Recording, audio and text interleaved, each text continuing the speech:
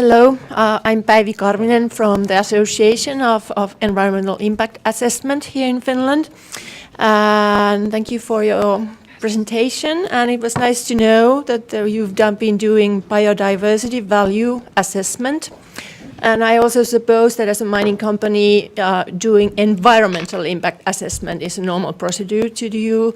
How do you see the relationship between these two tools, environmental impact assessment and biodiversity value assessment? For example, is EIA not a tool strong enough to take into consideration biodiversity issues? Thank you. So the environmental impact assessment is a regulatory requirement, which it gets done irrespective of in other words, on getting that license to operate. The biodiversity value assessment is a complete company. It's not a requirement by any law. It's our own internal tool that we use to monitor how are we doing in terms of our performance around achieving no net loss of significant biodiversity. So they are quite separate. The information within the environmental impact assessment is obviously critical to use that as a baseline. So if we use that as to say, what was the state of biodiversity pre-mining? You've got a time of operation, and in some cases, like I said, in Kimberley, 120 years of mining, and then assess at a series of sort of snapshots along that time what is changing in terms of that biodiversity. As new information becomes available, for instance, protected areas get proclaimed or species information becomes available, we use the value assessment at a regular period every 3 years is to say what's changing in the environment and are we still on track in terms of our commitment. So they're quite separate to the environmental impact assessment. Are you the only mining company who is doing this biodiversity? Please use the microphone if you're coming to... Well, the question was, are we the only mining company that's using the biodiversity value assessment? As I said, after we made the no net loss commitment, there isn't a one-size-fits-all tool that mining companies are using. And so Rio Tinto have got a slightly different approach. BHP Billiton had a slightly different approach, and there wasn't anything. And so what we did, we said, well, okay, what we want is something that, as I said earlier, that can fit all of our operations from Southern Africa to Canada, and use it. But it's one of those things that we share, so we've shared it openly within our other operations within Anglo American. We've had it reviewed by SRK and other consulting firms to say, please, by all means, this is our own approach to it, and so there are other tools out there that are being used by other companies, but this is one that we chose and we developed that would fit us. And I think some similar tools have been developed in Finland and Canada and Chile by cross-platform actors. So there are very many different practices evolving. So there seems to be a kind of pressure to develop something of this kind. Does someone else in the panel want to come in on this question?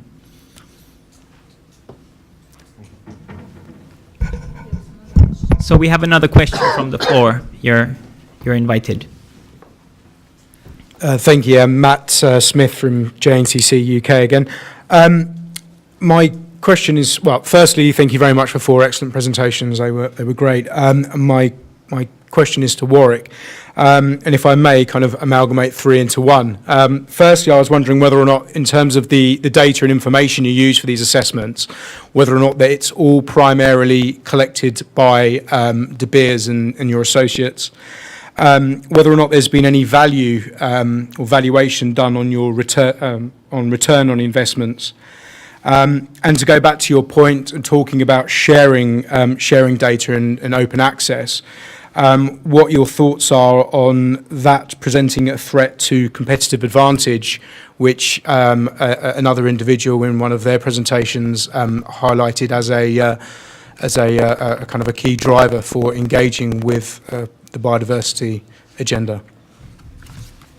Thank you, Matt. Yeah, I mean the first question around the data is no. So we use, and we've had a through Anglo American, we've actually had quite a long partnership with Project Proteus, And so the information that we're getting there, WCMC driven, particularly around protected areas. So we use that on a sort of a broad, high scale level.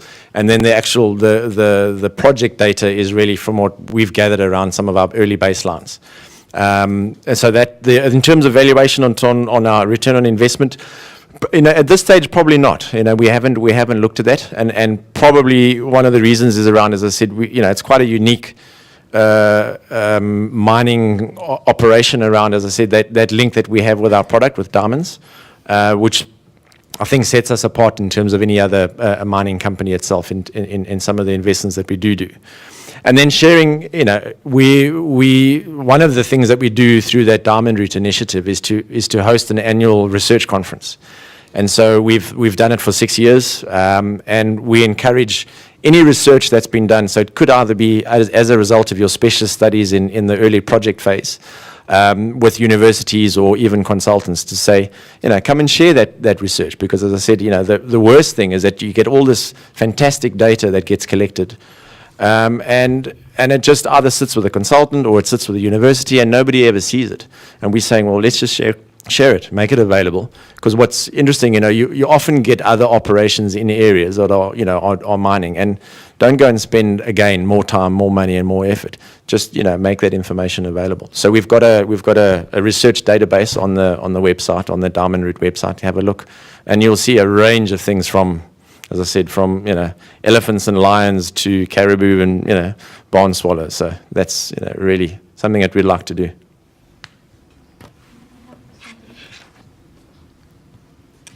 Well, I would like to add some things. First, about the first questions, environmental impact assessment, I think that we have to change our thought in that. This is not only a legal requirement. Environmental impact assessments have to be a tool for management risk. So it's not only about to have mere descriptions of the ecosystems. It's about how this information will be helpful for the policymakers and the decision makers in the company. So we have to present this information of the environmental impact assessment with a value. So maybe biodiversity value assessments or ecosystem services assessments are voluntary, but it has to be complemented with the environmental impact assessment. It mustn't be divorced. They have to be on hand at the same time, because how a company could measure the risk if it doesn't know what is happening and what could happen with his projects. So it's important to try to change these things. It's not like huge amounts of data in papers. It's about how they could materialize in a simple way for decision and policymakers. And the other is about sharing knowledge. If company wants to share her lessons learned and share knowledge, what is happening is sometimes they have a lot of information, a lot of data, but they didn't realize that they have it. So first they have to organize the data,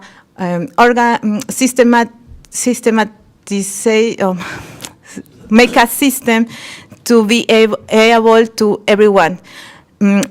Sometimes engineers that have to develop a project don't have the real information that they need.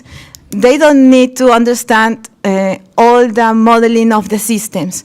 They need to understand where is the higher risk of place a mining project or place a drilling area, because if they don't know, they couldn't avoid it. They always see what is happening under the ground. So sometimes they don't understand what happened out in the ground. So we have to make them visualize that. I thought that geographical information systems are important to that. So we have to make a geodatabase to share this information and standard the information, because at the end, decisions depends on what of the quality of the information that we have. if we don't have a standard baselines, if we don't have monitoring and review as with a scientific basis, it doesn't serve for anyone.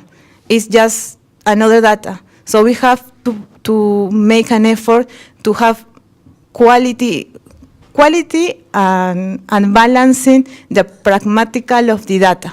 So what are we doing and what is doing for? All the time in mind. And well, just another reflection about from my experience. I have 5 years in Repsol, and I think that the most difficult and the challenge that we have to face is to have communication plans. Not only for like marketing or saying what we are doing to do. It's about how we can improve our ways that we are doing. These partnerships, these agreements, make this space of communication, make clear channels of communicate things, and also give us ideas, new ideas, and improve best practices. So we have 2 kind of actions.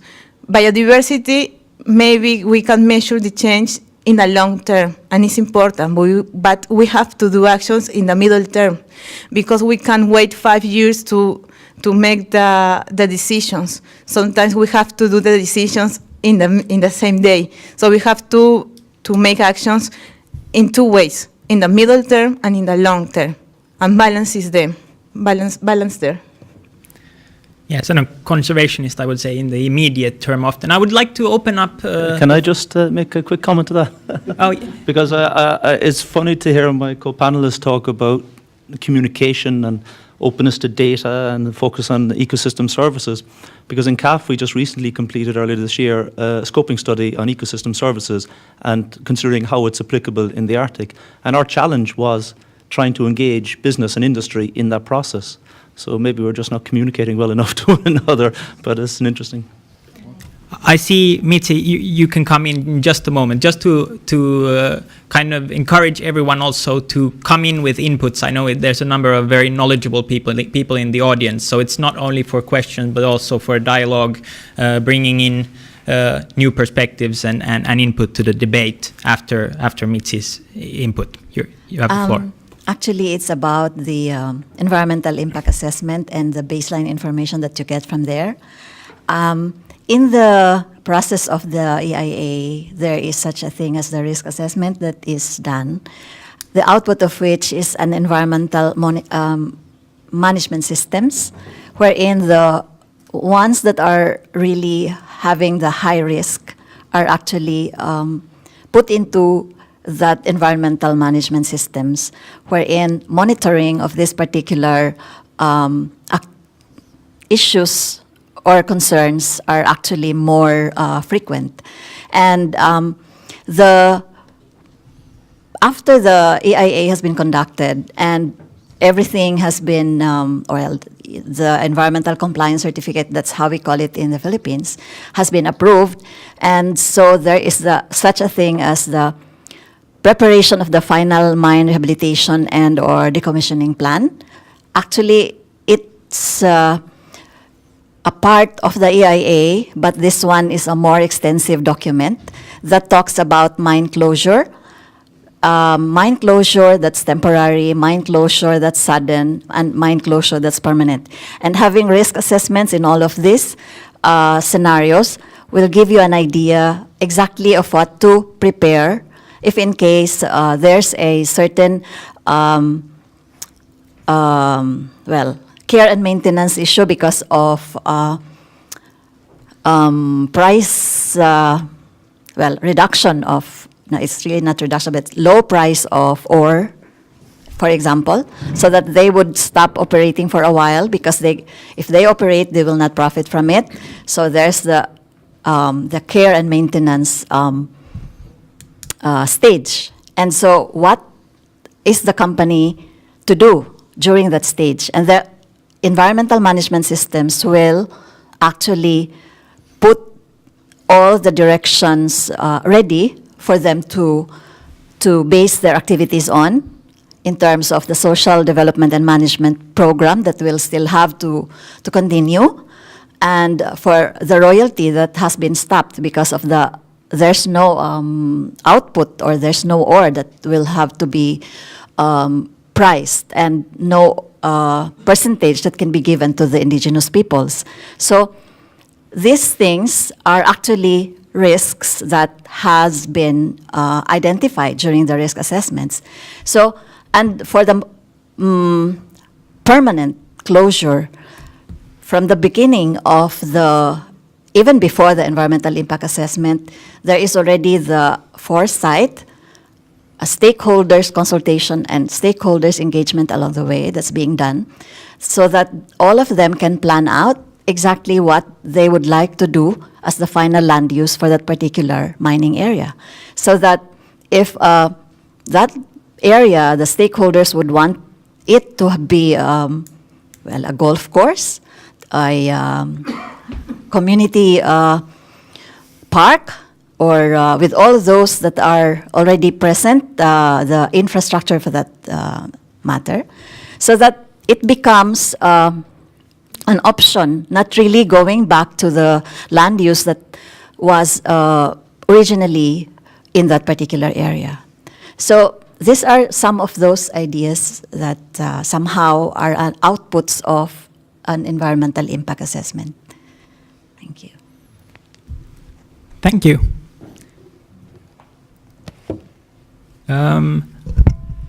If there's nothing crucial on the floor, maybe we can raise the question that Jason Clay was raising with regards to agriculture in the larger hall. So I think we've seen through the ICMM and other initiatives during the last decade a number of companies going forward and engaging with biodiversity quite a lot, and I think that was also reflected in the presentations here. But the question is, how do we address the 25% or so that's not moving? And I think this question in the mining and extractive industries abroad is very relevant. And maybe you can also reflect that with regards to what the Unilever representative was saying of the relation between regulation and responsible business. Is there anyone in the panel who would like to respond to that? That's maybe two questions, but quite interrelated maybe. I think that government has an important role in this. They have to regulate the activities, but they have to make incentives for the activities. For business, incentives are important too, because they are invest money, so invest implies a return of money. And the other point, especially in developing countries, is about the legality. So not all the companies are legal, so they operate without standards and the law and outside of the law. So the government has the power to avoid them with economical or environmental tools or punishments or something like that. But also they have to make incentive to legal business or legal companies to make more for biodiversity. So for me, this is the two key points to try to show to the directors, to the principals, to the investors that their money in the biodiversity will have a return. It's not only to access market, to reputational risk, they are very important, but in terms of business, they will be motivated. Thanks. Anyone else? Just a comment on what you're saying about what Jason mentioned this morning. He highlighted the role of reputation, and I think he also highlighted the amount of restoration work that needs to be done under that target too. And interestingly, again, a South African example is there's a particular province in South Africa which is incredibly rich in terms of its coal resource. And if you overlay and you look at where the mining license and applications are together with the industrial footprint, there is very little arable land left for agriculture. It's one of the most productive provinces in terms of South Africa for agriculture.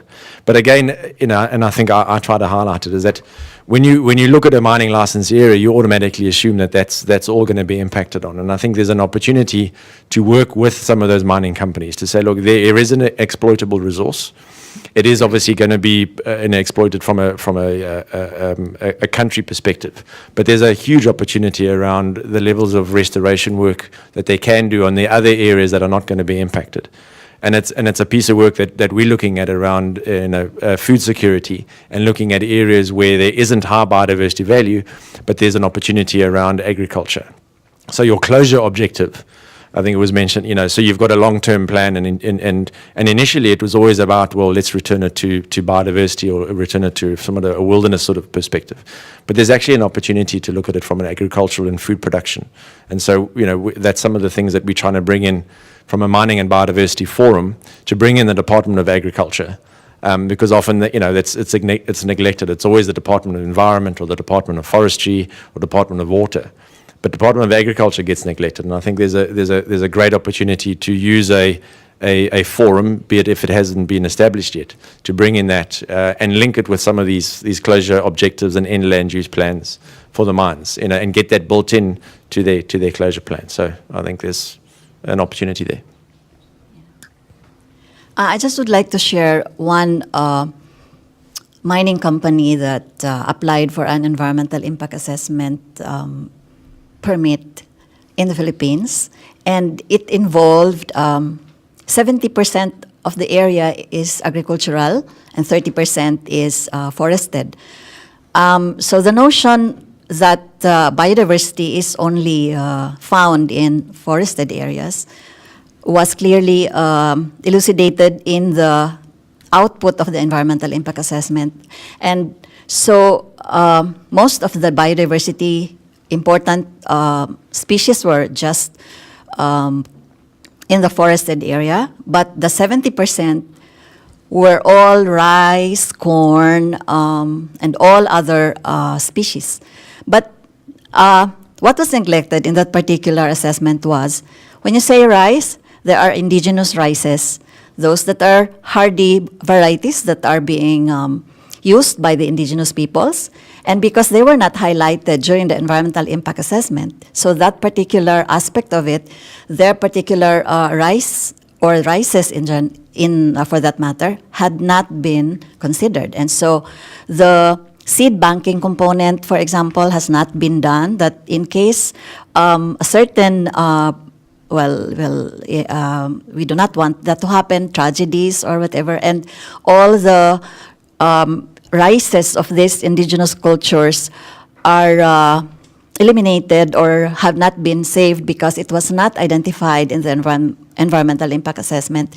So it will just be lost because those. I'm going to ask you to be a bit brief. We are running out of time, but you can still go on. Okay, so that's it. So somehow, if there was that identified during the assessment, that there's also that particular biodiversity that has to be pointed out, and it could have been, but then it did not materialize. It was not operational. So that's it.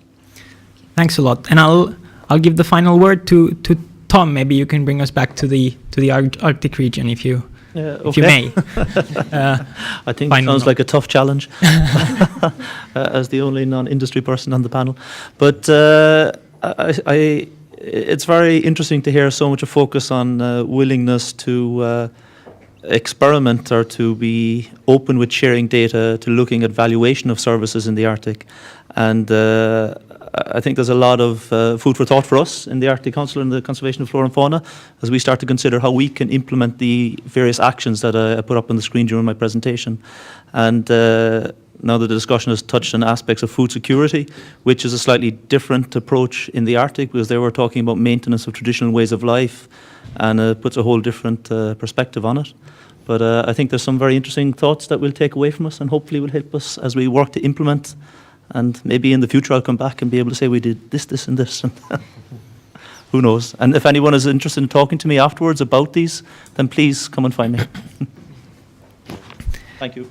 Thanks a lot, Tom, and thank you to the panel and the audience. And I think we'll go on in a while in the main room after coffee. So we'll get refreshed in the meantime. So thanks a lot for joining, and to be continued. I think